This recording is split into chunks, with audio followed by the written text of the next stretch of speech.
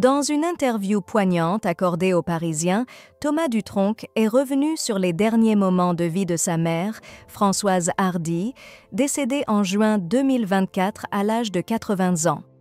Le musicien, qui s'apprête à dévoiler son nouvel album intitulé « Il n'est jamais trop tard », le 13 septembre 2024, a partagé des souvenirs bouleversants de ces dernières années aux côtés de la chanteuse emblématique.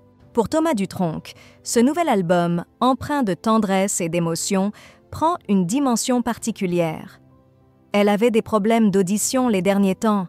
J'avais surtout envie de finir un beau disque pour elle, confie-t-il.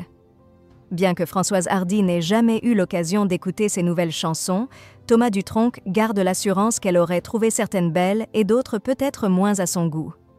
Je sais qu'elle aurait aimé des chansons, d'autres moins ou qu'elle aurait aimé plus tard, ajoute-t-il, mêlant nostalgie et affection.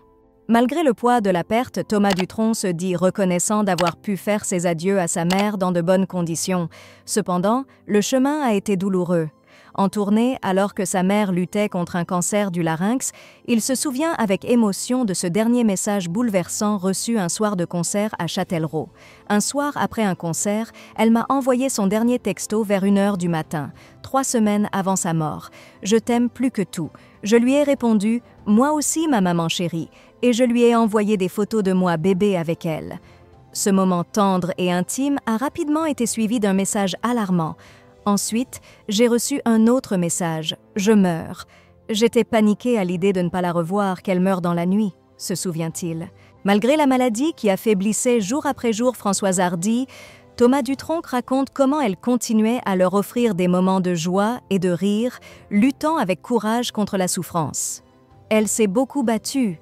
Elle ne voulait pas mourir, mais son souhait était que l'on ne s'acharne pas. On n'a pas fait d'euthanasie, précise-t-il, respectueux des volontés de sa mère.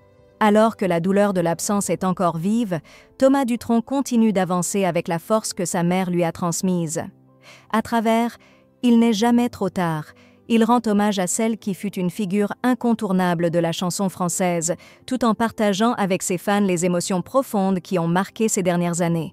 Pour lui, cet album est plus qu'une œuvre musicale. C'est un témoignage d'amour éternel et un adieu vibrant à une mère et une artiste exceptionnelle.